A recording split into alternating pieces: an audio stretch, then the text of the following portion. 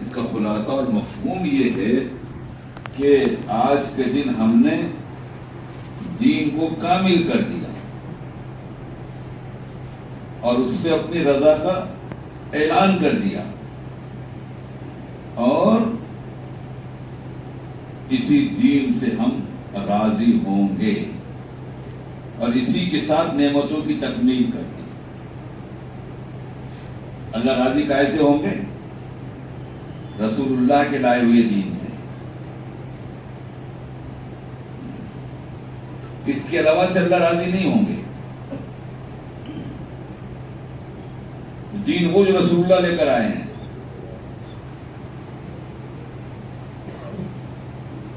مثال کے ذریعے بات سمجھ لو، ڈرائنگ کے 2 امتحان ہوتے ہیں، ایلیمنٹری، انٹرمیڈیٹ۔ ایک پیپر ایسا بھی ہوتا ہے کہ ہال میں بچوں کو دیواروں سے بٹھا دیا جاتا ہے اور درمیان میں ایک ماڈل رکھ دیا جاتا اور بچوں سے کہا جاتا یہ ماڈل جس کو جہاں سے جیسا نظر آ رہا ہے بناؤ۔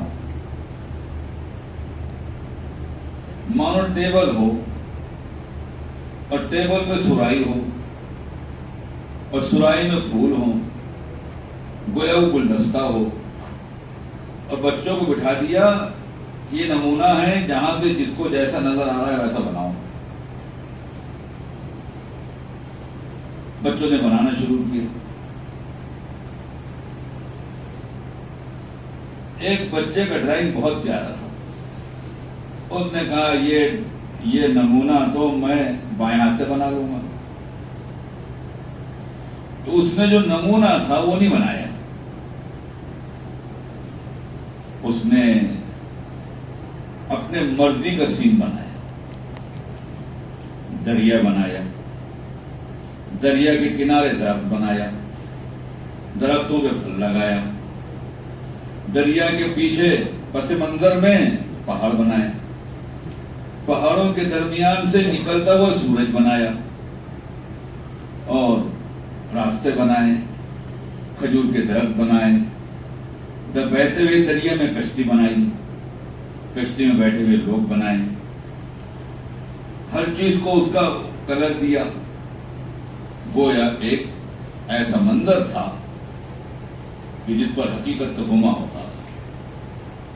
ٹائم ختم ہو گئے، پیپر جمع ہو گئے، اب سب پیپر ممتحن نے چیک کیا تو دیکھا کہ سرائی تو بنائی ہے بچوں نے، کسی نے گردن باریک کر دی، اس کا پیٹ بڑا کر دیا، کچھ نہ کچھ نمبر دیا، کسی نے پیٹ چھوٹا کر دیا، گردن بڑی کر دی، اس کو بھی کچھ نہ کچھ نمبر دیا، کوشش کی ماڈل کے نقل کرنے کی، نمبر ملتے رہے۔ جب یہ پیپر آیا تو اس نے کہا ڈیزائن تو اور ڈرائنگ تو بہت زبردست ہے، لیکن جو ماڈل اور نمونہ دیا گیا تھا اس مطابق نہیں ہے، تو پورے منظر نامے پر غلط کا نشان لگا کے 0 نمبر دیا۔ کیوں؟ کہ تم نے پیپر ویسے نہیں دیا جو نمونہ تھا۔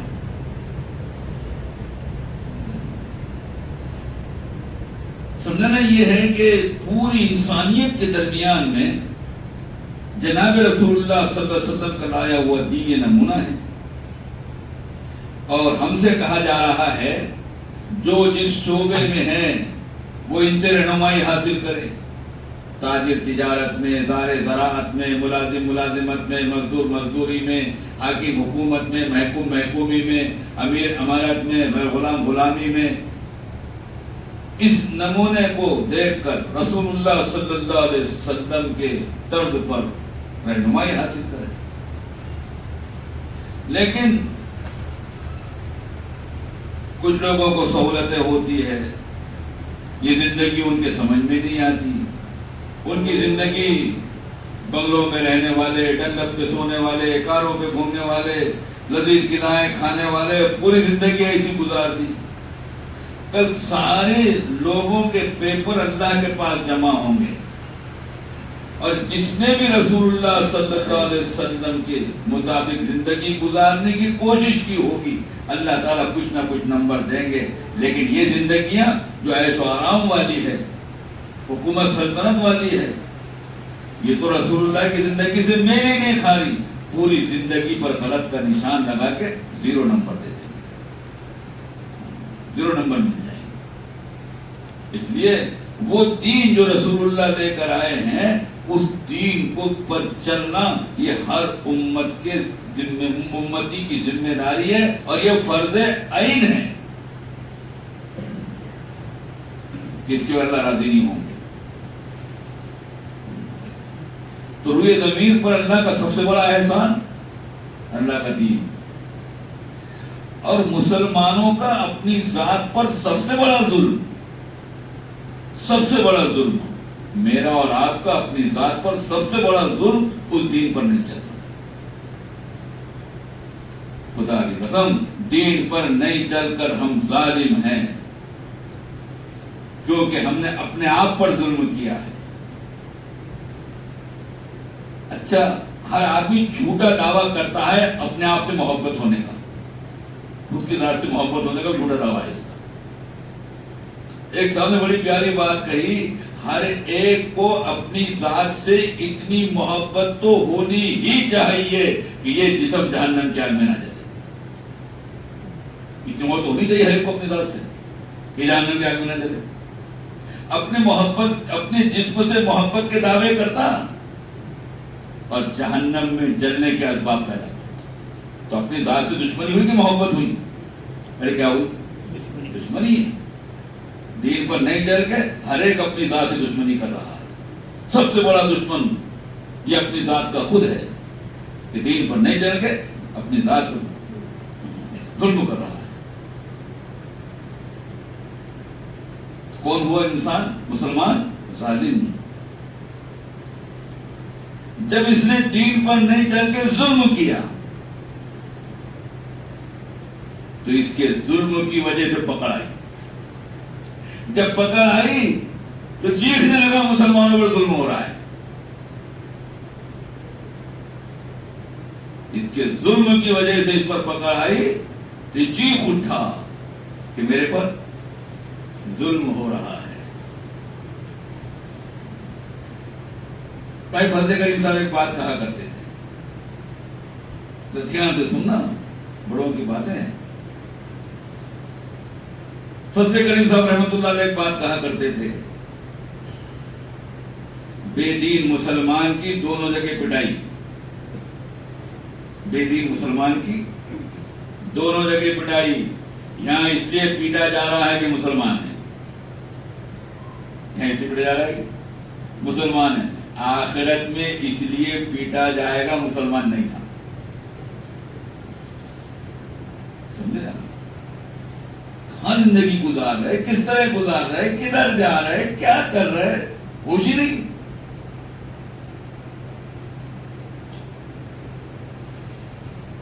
بھائی دوستو بزرگوں, ایک چور پکڑا گیا,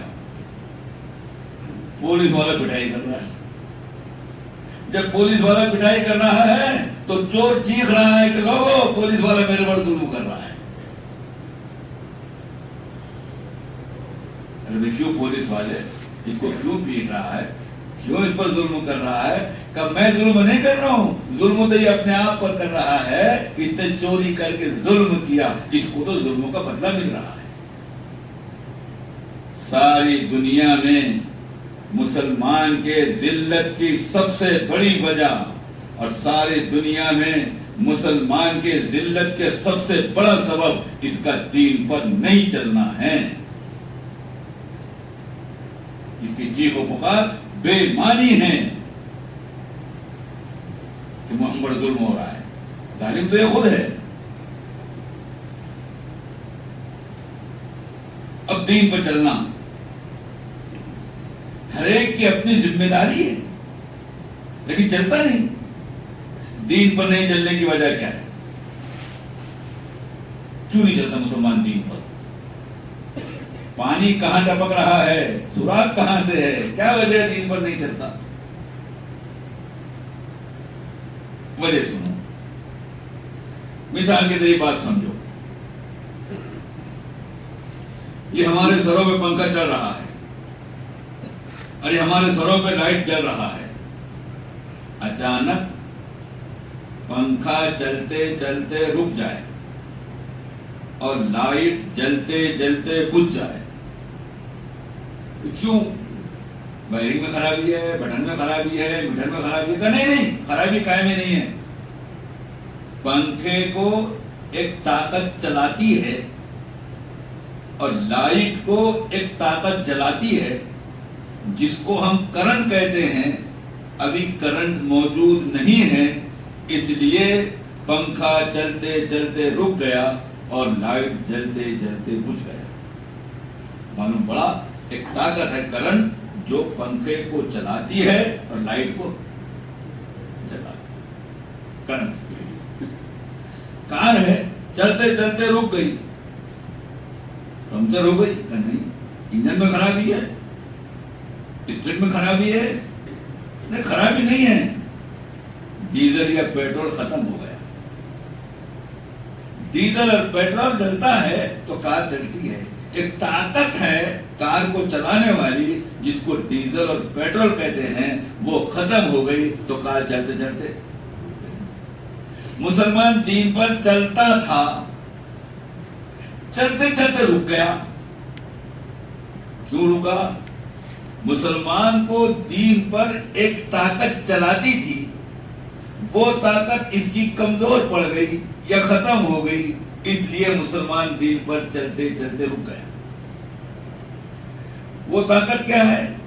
जैसे लाइट को जलाने वाली, पंखे को चलाने वाली ताकत करंट है और कार को दौड़ाने वाली ताकत का नाम डीजल पेट्रोल है। मुसलमान के जो ताकत दीन पर चलाती थी, उसका नाम ईमान है। क्या बोलो?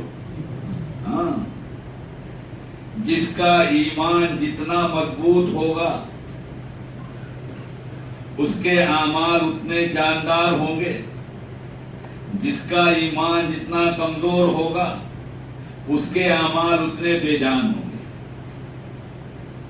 और हज़रत मौलाना साद साहब दामद बरकातहुम ने इस बात को इस तरह कहा,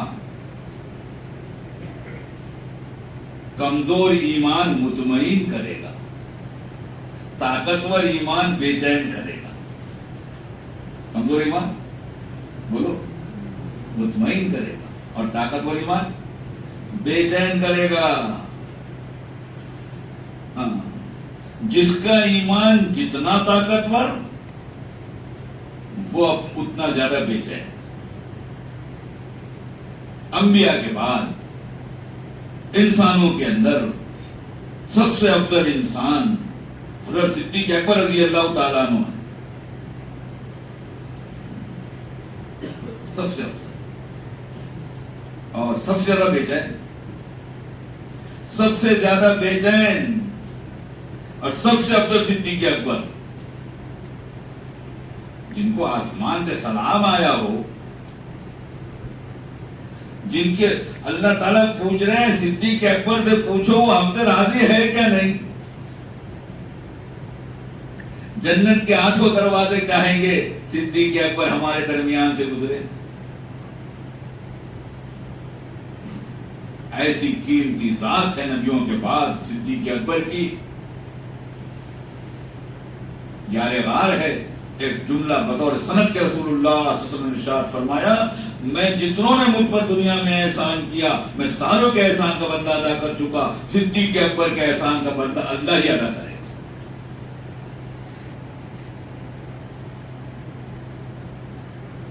इतना कीमती इंसान, और डर कैसा रहे हैं, काश तुझे तेरी माँ ने पैदा ही नहीं किया होता, काश तू किसी मोमिन के बदन का बाल होता, जन्नत में चला जाता, काश तू रास्ते का पौधा होता, जानवर तुझे खा लेता। एक मर्तबा देखा, एक जानवर है, दरख्त के नीचे पड़ा है, जुगाली कर रहा है, आंखें बंद है, ठंडा साया है। कहने लगे, कितना अच्छा है तू, खाता है, पीता है, दरख्तों के साए में सोता है, और कल को कयामत में तुझसे कोई हिसाब किताब नहीं। काश अबू बकर तुझ जैसा होता। यह ईमान की बेचैनी। کمزور ایمان کا مطمئن کرے گا. ہم مطمئن ہیں اپنے دین سے, ہمارا ایمان کمزور ہے اور ہم مطمئن ہیں. حضرت رضی اللہ تعالیٰ عنہ دوسرے خلیفہ بطور سند کے حضرت عمر رضی اللہ تعالیٰ عنہ کے تعلق سے نبی علیہ السلام نے حدیث بیان کی.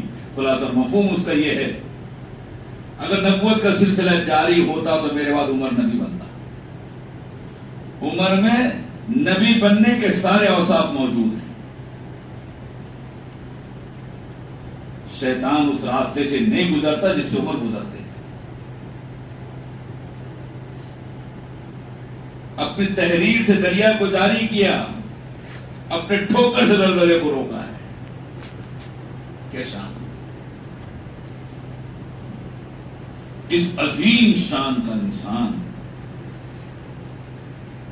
عشرہ مبشرہ کے اندر ان کا نام, وہ 10 صحابہ جن کا جنتی ہونا یقینی.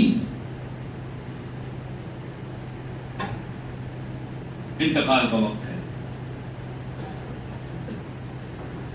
فجر کی نماز میں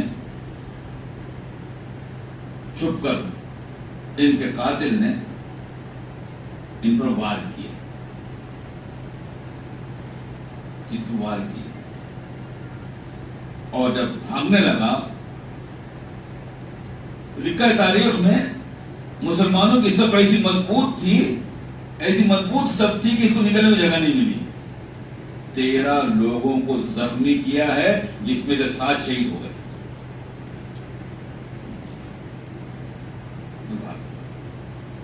عمر بے ہوش ہو گئے. ایسا گہرا زخم تھا کہ دودھ منہ کے راستے سے ڈالا جاتا, زخم کے راستے سے نکل جاتا.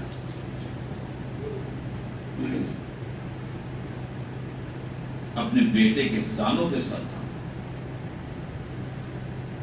آنکھ کھولی, بیٹے کو دیکھا, کہا میرے بیٹے عمر کے سر کو زمین پر ڈال. ابا جان کا حکم ہے. بیٹے نے سر کو زمین پہ ڈال دیا. کہا میرے بیٹے مجھے اوندھا لٹا دے. بیٹے نے اوندھا لٹایا. تاریخ اسلام کی اتنی عظیم شخصیت اپنے ناک کو زمین پر رگڑتے جاتے تھے اور کہتے جاتے تھے, یا اللہ عمر تیرے سامنے خالی ہاتھ آ رہا ہے, لاج رکھ لینا.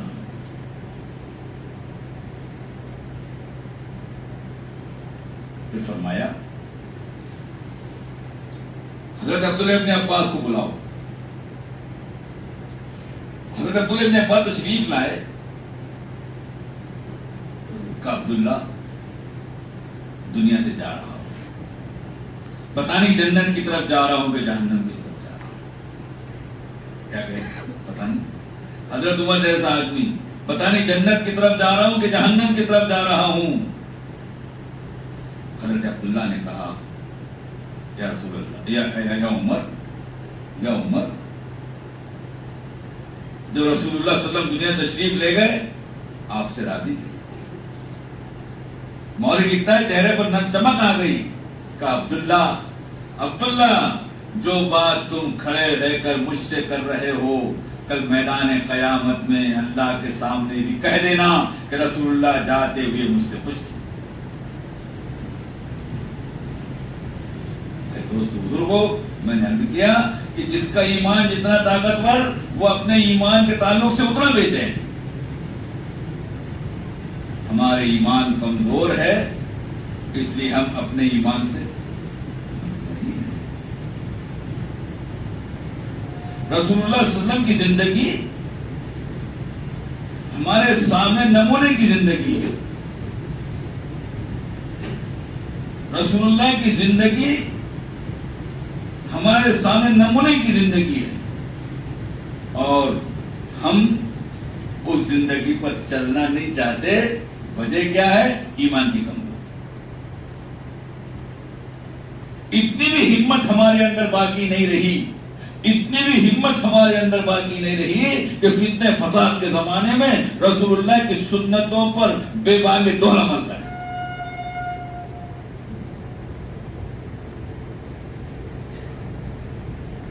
سنتوں پہ عمل کرنے کا ہمت نہیں ہے. کیوں؟ کہ ایمان کمزور ہے. وہ زندگی اختیار کرنے کی ہمت نہیں ہے. حالانکہ رسول اللہ صلی اللہ علیہ وسلم نے سنتوں کے خلاف زندگی سے بیزارگی کا اظہار فرمایا. حضرت عمر کے ایک بھائی تھے, ان کے بنو قریظہ کے یہودیوں کا قبیلہ تھا, بڑے تعلقات تھے. بنو قریظہ میں ان کے بھائی کو ایک کاغذ ملا تورات کا, وہ لا کے حضرت عمر کو دیا. اچھی باتیں لکھی تھی. وہ نبی علیہ السلام کی خدمت میں لے کر حاضر ہوئی ہے. حضرت عبداللہ عمر کے لڑکے حاضر تھے. حضرت عمر کاغذ پہ دیکھ کر تورات کی باتوں کو پڑھ رہے تھے, رسول اللہ سن رہے تھے. یہ پڑھ رہے ہیں, نگاہ کاغذ پر ہے. حضرت عبداللہ ابن عمر نے کہا, ابا جان پڑھے ہی جا رہے, ذرا چہرہ تو دیکھو رسول اللہ کا. جو چہرہ دیکھا تو غصے میں سرخ ہوگا.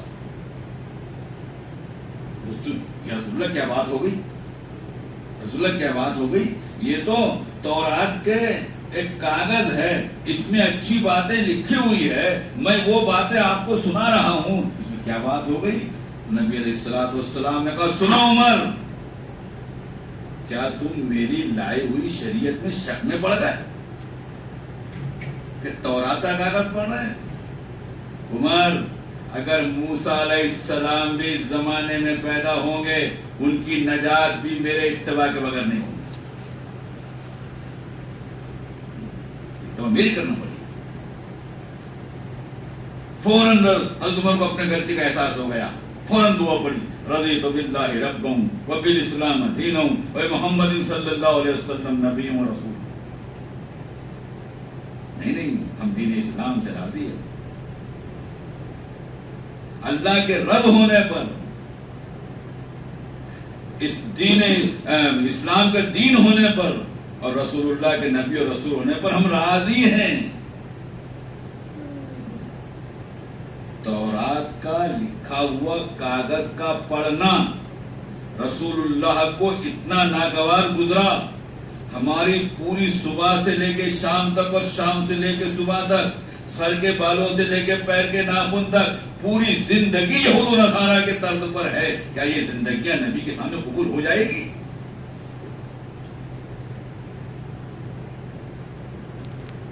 قبر میں 3 سوال ہے. تمہارا رب کون ہے, تمہارا دین کیا ہے, اور تیسرا سوال پریکٹیکل, ما یقول ھذا الرجل, نبی علیہ السلام دکھائے جائیں گے اور پوچھا جائے گا, جانتا ہے کون ہے؟ پہلی نگاہ قبر میں ایک اللہ والے کہنے لگے, مرنا چاہتا ہوں, جلدی مرنا چاہتا ہوں, مرنے کا بڑا شوق ہے. عجیب بات ہے, آپ کو مرنے کا شوق ہے؟ کہا کہ ہاں, مرنے کا شوق اس لیے ہے کہ قبر میں نبی علیہ السلام کے چہرے کی زیارت ہو. ارے ہم کو ان کے چہرے کی زیارت ہوگی, ان کی بھی تو ہمارے چہرے کی زیارت ہوگی. بتاؤ, نبی کہیں گے یہ غلام کا چہرہ ہے, یہ میری امتی کا چہرہ ہے, پہلے امپریشن فیل, پہلی بہن میں یہ غلام کا چہرہ ہے, یہ امتی کا چہرہ ہے.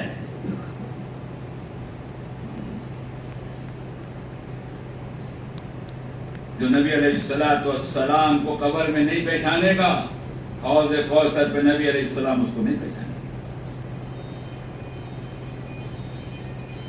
اس لیے زندگی سنت شریعت کی زندگی, پابندیوں والی زندگی. مسلمان آزاد نہیں ہے, مسلمان پابند ہے اللہ اس کے رسول کا. ابھی تو ایمان کے کمزوری کی یہ حالت ہے, ایمان کے کمزوری کی یہ حالت ہے کہ اسلام میں سب سے محترم بھی شان عمل نماز ہے. اور مسلمان کو نماز کی فرصت نہیں. یہ ایسا غلام ہے کہ اپنے آقا کے بلانے پر جانے کی فرصت اس کے پاس نہیں ہے.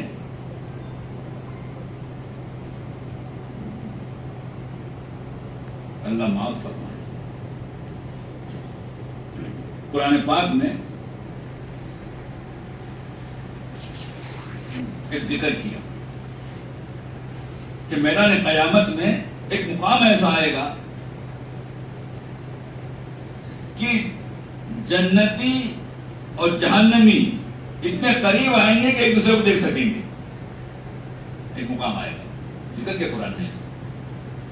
جب اس مقام پر آئیں گے تو جنتیوں کی نظر جہنمیوں پر اور جہنمیوں کی نظر جنتیوں پر پڑے گی. تو پہچان کے لوگ نکلیں گے، پہچان کے لوگ نکلیں گے، کوئی جنت میں کوئی جہنم میں ہے. تو جنتی لوگ جہنمیوں سے پوچھیں گے تم جہنم میں کیسے آ گئے. سننا دھیان سے. جنتی لوگ جہنمیوں سے پوچھیں گے تم جہنم میں کیسے آ گئے. جہنمی لوگ جہنم میں آنے کی 4 وجہ بیان کریں گے. کتنی وجہ؟ 4 وجہ بیان کریں گے. اس میں سے ایک وجہ یہ ہوں گی ہم نماز نہیں پڑھتے تھے. ہم نماز یہ وجہ. اس کے علاوہ ہے. جہنم میں جانے کی 4 وجہ میں سے ایک وجہ بولو بولو نماز کرنے پر. کیا کر رہے ہیں ہم؟ اسلام کس کے لیے ہے؟ مسلمان کے لیے ہے.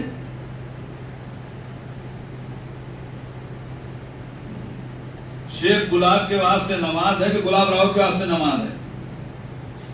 ارے کس کے واسطے ہے؟ دونوں کی دکان بازار میں ہے. ایک شیخ گلاب کی، ایک گلاب راؤ کی.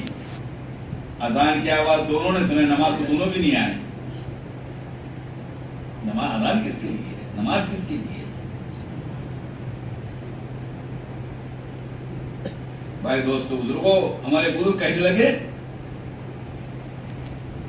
تم کیا سمجھتے ہو کہ روٹی کے لیے دکان کھولو اور جنت کے لیے نماز پڑھو؟ فرمایا جس نماز سے جنت ملے گی اس نماز سے روٹی بھی ملے گی. جس نماز سے جنت ملے گی اس نماز سے روٹی بھی ملے گی. اگلا جملہ سنو، جس نماز سے روٹی نہیں ملے گی اس سے جنت کیا ملے گی؟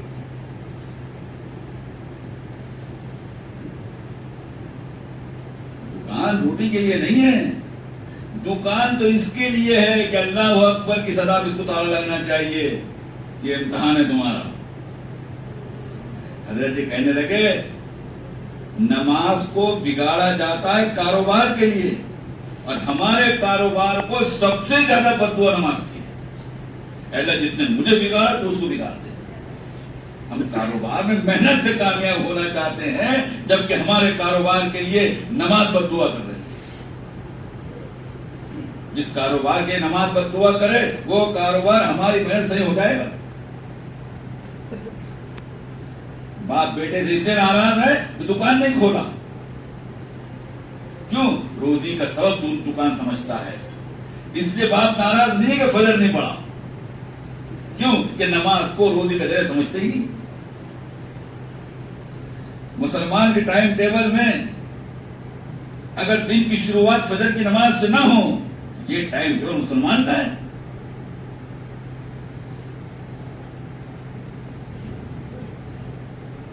جہالت کی زندگی، جانتا ہی نہیں. جو جاننا وہ جانتا ہی نہیں، جو نہیں جاننا وہ سب جانتا ہے. اس کو اللہ کی ذات کا تعارف ہی نہیں ہے. جبکہ یوں کہا اصل علم اللہ کی ذات کا تعارف ہے. وہ علم جو اللہ کی ذات سے اللہ کی ذات کا تعارف کرا دے، جو اعمال کا بھاؤ معلوم کرا دے. بھائی دوستو بزرگوں، زندگیاں غفلت کے ساتھ ہیں، زندگیاں جہالت کے ساتھ ہیں. گھر کی جہالت دور ہوگی گھر کے تعلیم سے.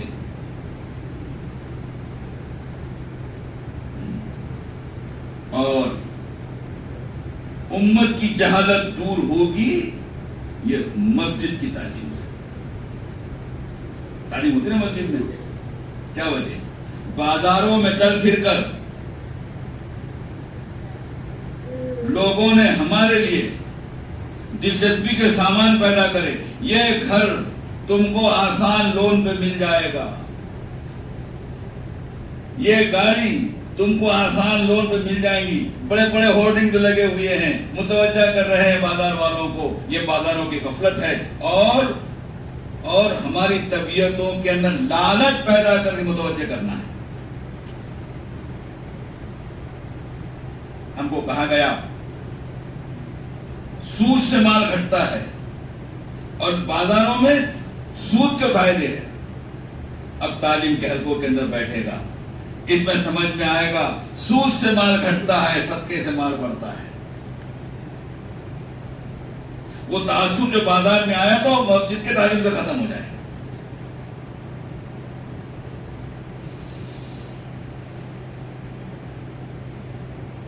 غفلت کی زندگی ہے، اللہ کے ذکر کا وقت ہی نہیں ہمارے پاس. حضرت جی فرمانے لگے کہ دعوت کے تقاضوں کی انتہائی مصروفیت کے باوجود اپنے آپ کو اللہ کے ذکر کے لیے تنہا کر لیا کرو. مسجدوں کے کونے تلاش کرو، اندھیرے تلاش کرو، اللہ کا ذکر کرو. ہمارے بزرگ نے بڑی پیاری بات کہی، رات کے اندھیروں کو اللہ کے نام سے روشن کرو اور رات کے تنہائیوں کو اللہ کے نام سے آباد کرو. یہ رات کے اوراد و وظائف یہ دن میں دعوت کے کام میں معاون بنیں گے اور کاروبار میں بھی معاون بنیں گے.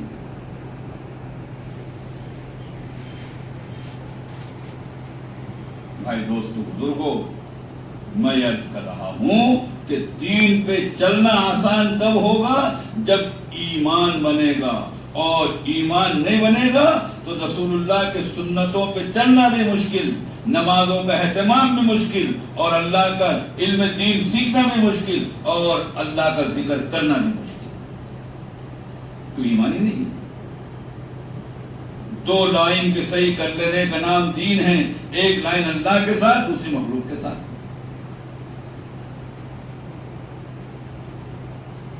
ہم کو حقوق کے درمیان پیدا کیا ہے. ماں باپ کے حقوق ہیں، بیوی کے حقوق ہیں، شوہر کے حقوق ہیں، اولاد کے حقوق ہیں، پڑوسی کے حقوق ہیں. ان تمام حقوق کو ادا کرنا یہ دین ہے. جلن، حسد، کینہ، بغض، عداوت، جھوٹ، تیری میری، لڑائی جھگڑا، بھائی دوستو بزرگوں، یہ ساری چیزیں دین کو ختم کرنے والی ہے، امت کے اجتماعیت کو توڑنے والی ہے. جتنی چیزیں امت کو توڑنے والی ہے سب کو حرام کیا ہے، سب کو حرام.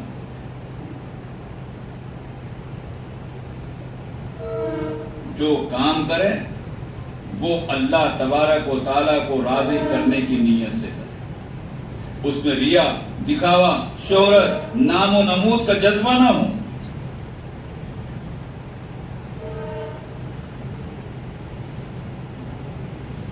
ایک تابعی پہنچے مسجد نبوی میں،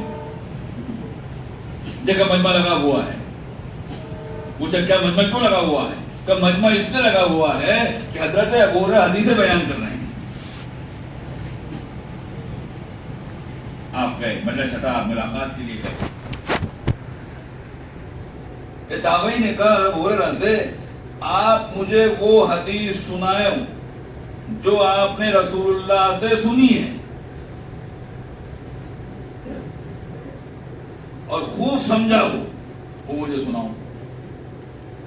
ابو ہریرہ نے کہا کہ ہاں میں تجھے وہ حدیث سناؤں گا جو میں نے رسول اللہ سے سنی ہے اور خوب سمجھی ہے. اور پھر چیخ ماری بے ہوش ہو کے گر گئے. ہوش آئے اور پھر کہا ہاں ہاں میں تجھے وہ حدیث سناؤں گا جو میں رسول اللہ سے سنی ہے اور خوب سمجھی ہے. پھر بھی ہوش ہو، پھر ہوش ہو. بڑے مشکل سے وہ حدیث بیان کی کہ میدان قیامت میں بڑے بڑے اعمال والے لوگ لائے جائیں گے اور وہ دعویٰ کریں گے ہم نے عمل اللہ کے لیے کیا ہے. اللہ تعالیٰ کہیں گے کہ تم نے یہ عمل میرے لیے نہیں کیا ہے، یہ میرے علاوہ کے لیے کیا ہے، اور منہ کے بل گھسیٹ کے جہنم میں ڈال دیا. یہ دعوی یہاں سے نکل کر حضرت معاویہ کی خدمت میں گئے. یہ واقعہ سنائے. حضرت معاویہ سے پوری حدیث بیان کی اور پھر حضرت معاویہ اس حدیث کو سن کر دھاڑے مار مار کے روتے. ایک صاحب نے تو اس عنوان سے بڑا بے چین کیا. انہوں نے یہ کہا ہم تو ابھی تک یہ سمجھتے تھے کہ جو عمل اللہ کے علاوہ کے لیے کیا جائے گا اس پر اجر نہیں ملے گا. لیکن انہوں نے کہا ایسا نہیں ہے، جو عمل اللہ کے علاوہ کے لیے کیا جائے گا اس پر صرف اجر نہیں ملے گا، بلکہ اللہ یہ پوچھیں گے تم نے میرے علاوہ کی نیت کیسی کی. بتاؤ، یہ پوچھیں گے کیا بیٹھا جائے. اس لیے ہر عمل کے اندر اخلاص اللہ کے لیے کر رہے ہیں. پہلے کہتے تھے نیکی کر دریا میں ڈال، اب کہتے ہیں نیکی کر واٹس ایپ پہ ڈال. چھوٹا کر بڑا بتا، الٹا کر سیدھا بتا، کر کے مت کر تشہیر کر. پتا نہیں ان کو ان کے اعمال کا اجر بھی ملے گا کہ نہیں ملے گا. کسی کی مدد کر رہے ہیں، اس کی فوٹو آ رہی ہے، پتہ نہیں مدد کر رہے کہ ذلیل کر رہے ہیں. غریبوں کو ذلیل کر رہے کہ غریبوں کی مدد کر رہے ہیں.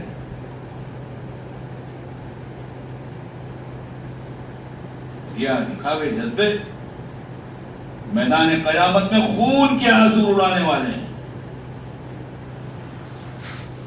بھائی دوست بزرگوں، یہ وہ صفات ہیں جو زندگیوں کو قیمتی بنائیں. لیکن ہماری ذمہ داری صرف اتنی نہیں ہے. اللہ تبارک و تعالیٰ نے اس امت کو دین کی محنت کے لیے پیدا کیا ہے. حضرات صحابہ کی صفت، اپنی ذات سے دین پر چلنا، اس دین کو لے کے سارے عالم میں پھرنا. یہ اپنی ذات سے دین پہ چلنا اور اس دین کو لے کر سارے عالم میں پھرنا، اس لیے اللہ تعالیٰ نے اس امت کو پیدا کیا. ہم پھرنے بھول گئے، ہم کو دین بھی یاد نہیں رہا، پھرنا کہاں سے یاد رہے گا. حضرات صحابہ کرام نے اس کا حق ادا کیا. راہ خدا میں نکل کر سارے عالم میں چلنا پھرنا، اس کا حق ادا کیا. بھائی دوستو بزرگوں، اس امت کے قربانیوں پر، مجاہدوں پر اللہ تعالیٰ نے مدعو کی ہدایت چھپا رکھی ہے.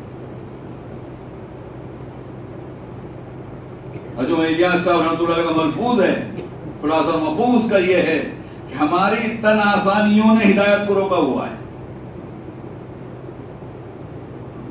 ہم عیش و آرام کے نقشوں میں رہ کر دین کی محنت کرنا چاہتے ہیں اور نتائج چاہتے ہیں، یہ اللہ کی عادت نہیں ہے.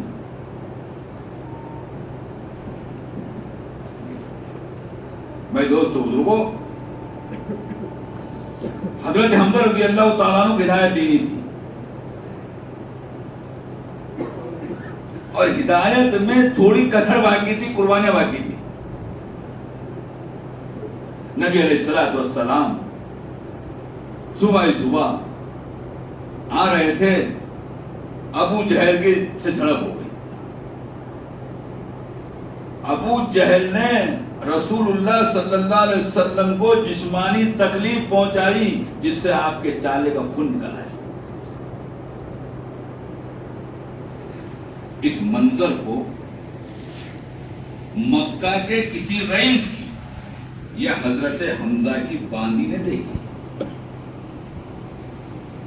آ کر حضرت حمزہ کی بیوی سے کہا کہ میں نے آج ابو جہل کو رسول اللہ کو تکلیف پہنچاتے ہوئے دیکھا ہے. مورخین نے اس کے اندر وہ تکلیف کیا تھی اس میں اضافہ بھی کیا ہے کہ ایسا مارا ہے کہ کوئی کیا جنگلی ہاتھی کو بھی مارتا ہوگا.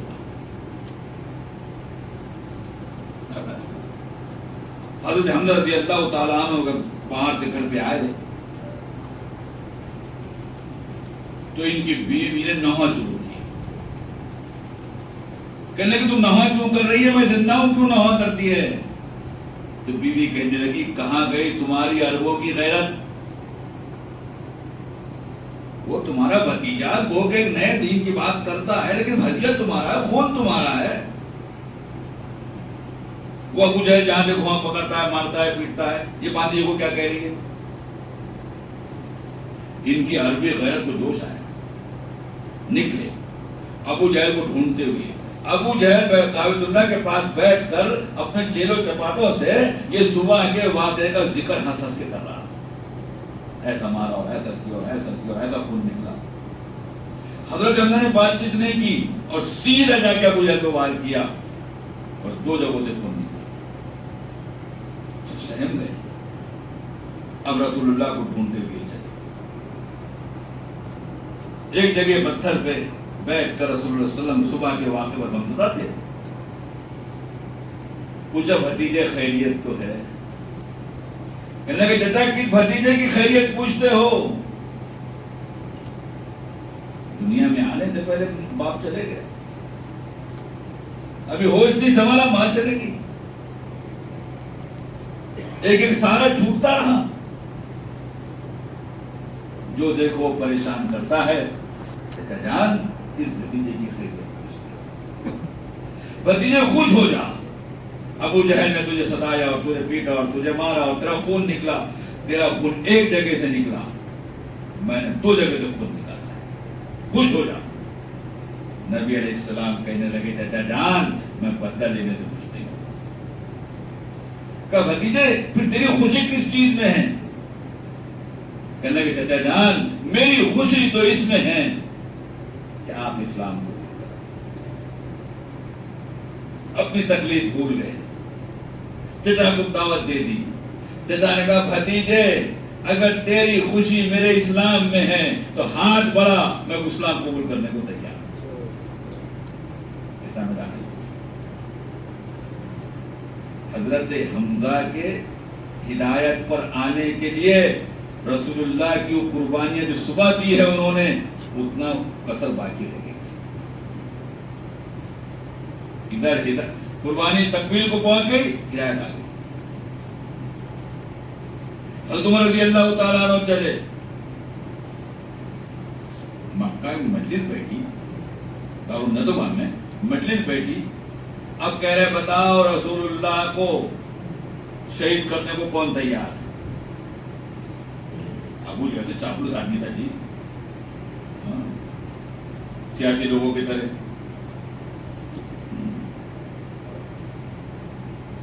آگے بڑھو بولتا تھا، پیچھے کو رہتا تھا، لگاتا جاتا تھا، کرتا کم تھا. اس کو کھڑے نہیں ہو، دشمنی بولنے میں ڈر گئے. حضرت عمر کھڑے ہو گئے، میں کروں گا. یہ بے دھڑک آدمی تھے، بالکل بے دھڑک. سب لوگوں نے بجک زبان کہا کہ عمر ہی یہ کام کر سکتا ہے. اب ننگی تلوار لے کے نکلے اور اس نے مقدر دیکھیے کہ بہن کے گھر پہنچ گئے. جا کر بہن کو مارا، بہن بھائی کو مارا، خون نکلا، تکلیف پہنچائی. اس کے بعد اللہ نے دل کو پلٹ دیا. وہ صحیفے میں قرآن کو دیکھ کر سن کر اور اسلام قبول کرنے کو تیار ہو. چلو رسول اللہ کو اسلام قبول کریں. وہ جو بہن اور بہنوئی نے تکلیف اٹھائی اتنی کثر حضرت عمر کے ہدایت میں باقی تھی. ادھر وہ تکلیفیں اپنے تکمیل کو پہنچی، حضرت عمر کی ہدایت میں گئی. ہم دنیا میں دعا کرتے ہیں اللہ ساری دنیا میں ہدایت کو ہواؤں کو چلا دے، لیکن ہمارے کو اس کے اندر استعمال مت کر. مجھے دکان سے فرصت نہیں، مجھے کاروبار سے فرصت نہیں، میں بھی بچوں سے فرصت نہیں. اے اللہ میرے علاوہ سب کو قبول کر لے، ہدایت کو عام کر دے. حالت ہی نہیں. مسلمانوں کی قربانیاں مغلوب ہدایت کا ذریعہ بنے گی. اور یہ یاد رکھو، قربانی صرف اور صرف انسان کی فطرت ہے. قربانی صرف اور صرف انسان کی فطرت ہے. موبائل یہ قربانی نہیں دے سکتا، موبائل میں قربانی نہیں. ہم واٹس ایپ والے دیندار ہیں. ہمارے دیندار فیس بک واٹس ایپ، نماز پڑھتی نماز فجر ڈالتے رہتے. اس سے تھوڑی ہدایت ملے گی. ہدایت چل کر جانے پہ ملے گی. کس حدیث چاروں کا نام دکھایا؟ مشورے میں بیٹھے، مشورے میں جنازہ نکال دیا ہم نے محنت قربانی کا. مشورے بیٹھے فلاں ساتھی سے ملاقات کرنے کی ہے. ارے پہلے پوچھ تو لے گھر پہ ہے کہ نہیں. تو نکالا اس نے موبائل، دادا کرانا نہیں، گھر پہ نہیں ہو، باہر ہوں. دیکھ بولا کہ نہیں بولا میں نے؟ جانا کام ہوگا، بیکار ہو جانا ہو جاتا تھا. وہ گھر پہ نہیں ہے نا. وہ ستیاناش کر دیا قربانی کا موبائل. ارے تم نکل کر گھر پہ جاتے، مسجد سے نکلتے گھر پہ جاتے، گھر پہ معلوم پڑتا وہ گھر پہ نہیں ہے، دل پہ چوٹ پڑتی. یہ قربانی بنتی. بھائی کہاں گئے؟ دکان پہ. آپ دکان پہ جاتے. ارے بھائی کہاں چلے گئے؟ او ہو ابھی گھر پہ نکلے، دل پہ چوٹ پڑی. آپ گھر پہ آئے، گھر پہ ملاقات ہو گئی. گھر والوں نے کہا ابھی آ کر گئے، دکان والوں نے کہا یہاں بھی آئے تھے. اب یہ جو قربانیاں آپ کی بنی ہیں اس نے اس کے دل کو نرم کیا. ہماری طبیعت تو موبائل پر ہوگی ساری. فون کر کے کچھ ہے کہ نہیں ہے، ادھر جائیں گے نہیں جائیں گے.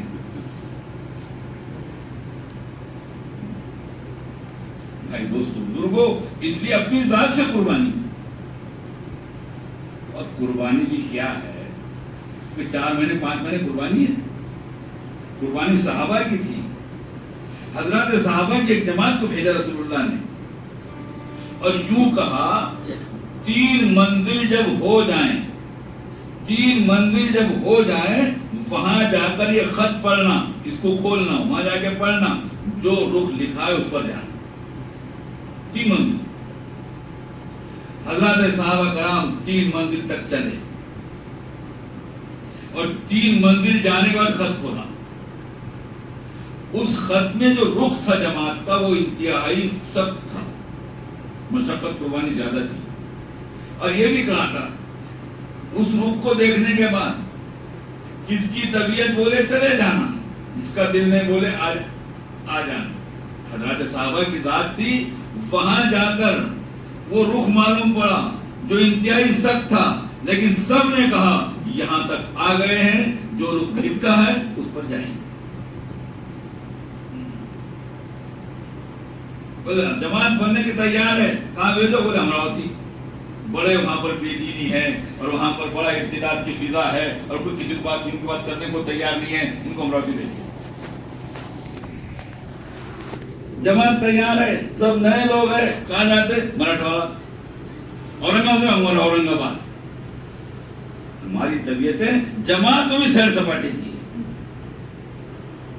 گھومنے پھرنے کی، دعوت کا مزاج، دعوتیں آئیں، کھانا پکانا نہ پڑے. ایسا انتظار کرتے ایک آدمی یہاں جماعت کی خیریت پوچھنے کا امیر صاحب کے پاس. تو وہ پوچھ رہا امیر صاحب خیریت سے تو ہے؟ ہم 14 لوگ ہیں.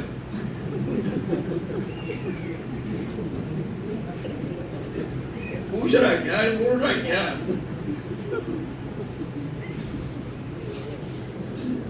ابھی ہم جا کے آئے، 2 جگہ ہماری جماعت چل رہی ہے 4 مہینے کی.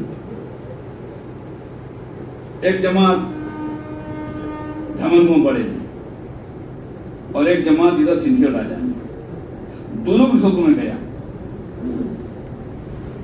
वो जो जमात गया था मिलने के लिए, उस जमात का आखिरी जिला निजामुद्दीन था, लेकिन कारगुजार कंफर्म टिकट थी। मैंने कारगुजारी सुना, उन्होंने कहा 14 देहात है बुल्डाना जिले का आखिरी में, और औरंगाबाद जिले का इधर का सिरा, और इधर जलगांव खानदेश, वो तीनों जिलों को मिलाकर एक पट्टी है, बीच में 14 मुकामात। 14 के 14 मुकामात इर्तिदाद के आगे निकल गए, मुर्तिद हो गए। मजदूर पेशा लोग हैं, गरीब लोग हैं, और अक्सरियत जो है उनके यहाँ काम करते हैं। बड़ी मुसलमानों गैर को पता नहीं क्या हुआ, मुसलमान हैं, गुर्बत ज़दा है, वो ये समझते हैं सब कुछ हमारे ये जो काश्तकार है, खेती बाड़ी वाले लोग हैं, सब ये है, तो इनकी इज्जत भी महफूज नहीं। क्या बताना? कहने लगे, वहां मौलवी साहब है, कहने लगे हम नहीं समझते किसी मुसलमान खातून की इज्जत वहां महफूज होंगी। बीवी के अलावा टाइम पास करने के लिए मुसलमान औरतों को रखा है।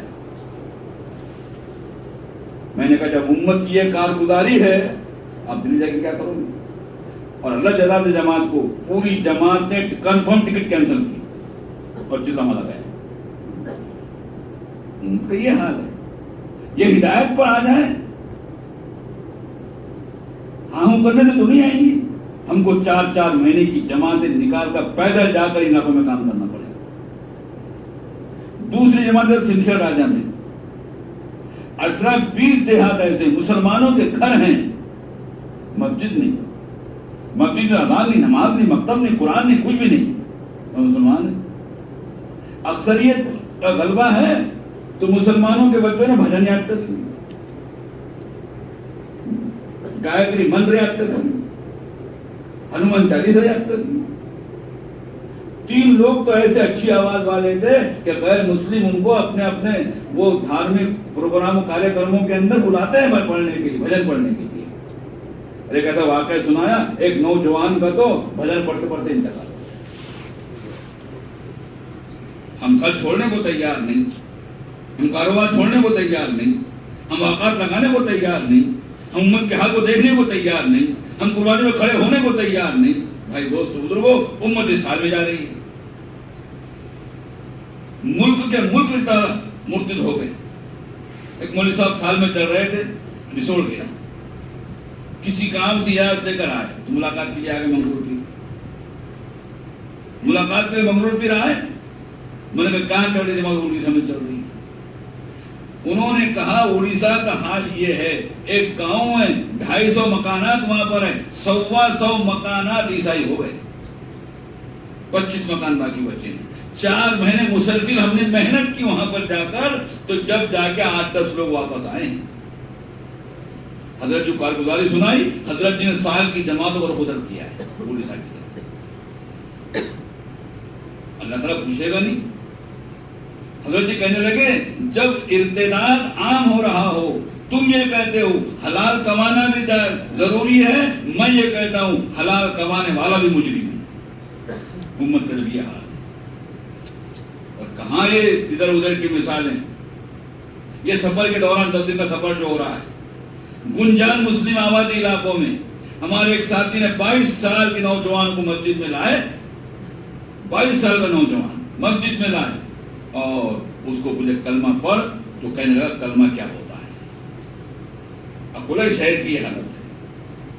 हमारे कारी साहब ने एक आदमी को लाए पकड़ के, 3 बच्चों का बाप है, उसको गुस्ल के फर्ज याद नहीं है। ये अकोला शहर की हालत है। हम पोस्टर लगा के मुतमईन हो गए, दीवारों पे लिख के मुतमईन हो गए, किताबें पढ़ के मुतमईन हो गए, व्हाट्सएप पे भेज के मुतमईन हो गए। क्या ये चीजें उम्मत के इर्तिदाद को रोकेगी? उम्मत के बेदीनी के सैलाब को ये चीजें रोकेगी?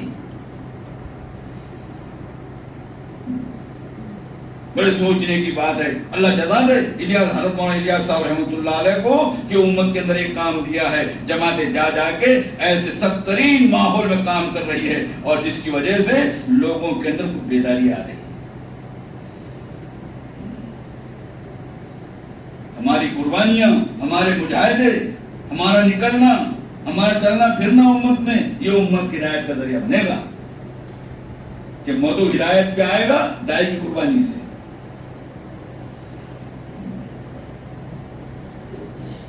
جی حضرت وہاں الیاس صاحب رحمۃ اللہ نے جماعت بنائی، بڑی جماعت تھی جس کے اندر علماء بھی تھے اور یو پی کے احباب تاجر بھی تھے اور لوگ بھی تھے. پیدل چلا کرتے تھے، چلتے چلتے تھک گئے، پیدل چلتے چلتے تھک گئے تو پہاڑ پر چمکتا ہوا سورج پہاڑ پہ چل رہا ہے، تھک کر بیٹھ گئے،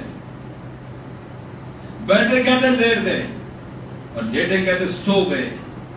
الیاس صاحب رحمۃ اللہ علیہ نے نماز کی نیت باندھی. کسی نے پوچھا آپ نہیں لیٹتے، آپ نہیں لیٹتے؟ کہنے لگے تمہاری تھکان سونے سے اترتی ہے، میری تھکان رونے سے اترتی ہے. اب حلیمہ صاحب رحمۃ اللہ علیہ ایک مرتبہ کہنے لگے، کون نبی کتاب میں ہم میوات کے ایک اجتماع سے فارغ ہو کر آئے، نظام الدین پہنچے. وہ حلیمہ صاحب کہنے لگے کہ میں نے تو یہ سوچا کہ نظام الدین میں اعمال چلتے رہتے، یہاں تو نیند پوری نہیں ہوتی اور لوگ تو اٹھا دیتے ہیں، اعمال چلتے رہتے، چلو کالی مسجد جائیں گے، سکون سے سو جائیں گے، رات تو نیند تو پوری ہو جائے گی. میں گیا، میں نے محسوس کیا کہ کوئی صاحب مسجد میں آئے، وضو کیا، نماز کی نیت باندھی، لیٹ شروع کر کے کیا دیکھتا ہوں، الیاس صاحب رحمۃ اللہ علیہ. انہوں نے نماز مکمل کی، حضرت پہنچے، ملاقات ہوئی دونوں کی. تو حلیمہ صاحب آپ یہاں کہتے کہ حضرت نظام الدین میں تو اعمال چلتے رہتے، نیند پوری نہیں ہوتی، میں سونے کے واسطے تنہائی کی تلاش میں آ گیا. الیاس صاحب رحمۃ اللہ علیہ نے کہا کہ ہاں بھائی، وہاں تو اعمال چلتے رہتے اور وہاں موقع نہیں ملتا، میں بھی رونے کے لیے جگہ کی تلاش میں یہاں پر آ گیا. وہاں صاحب کہنے لگے دیکھو، ایک تنہائی کی تلاش کر رہا ہے سونے کے لیے اور ایک تنہائی کی تلاش کر رہا ہے رونے کے لیے. نہیں بھول گئے. اب وہ جماعت جو تھی سو گئی، الیاس صاحب رحمۃ اللہ نماز کی نیت باندھی. اب تھوڑی نیند پوری ہوئی، تھوڑی زمین چبنے لگی، سورج چمکنے لگا تو سب کی آنکھ کھلی، دھیرے دھیرے پوری جماعت اٹھ کے بیٹھ گئی. الیاس صاحب رحمۃ اللہ تشریف لائے، جماعت اٹھ کے بیٹھ گئی. حضرت جی نے کہا تھک گئے ہو؟ کہا کہ ہاں تھک گئے ہیں. بہت تھک گئے ہو؟ کہا کہ ہاں بہت تھک گئے ہیں. پہلی مرتبہ تھکے ہو؟ کہا کہ ہاں پہلی مرتبہ تھکے ہیں. کہا سنو، الیاس صاحب رحمۃ اللہ علیہ، حضرت صحابہ کرام رضوان اللہ تعالی علیہ مجمعین روزانہ اس سے زیادہ تھکتے تھے. امت کو ہدایت پر لانے کا کام صحابہ نے کیا ہے.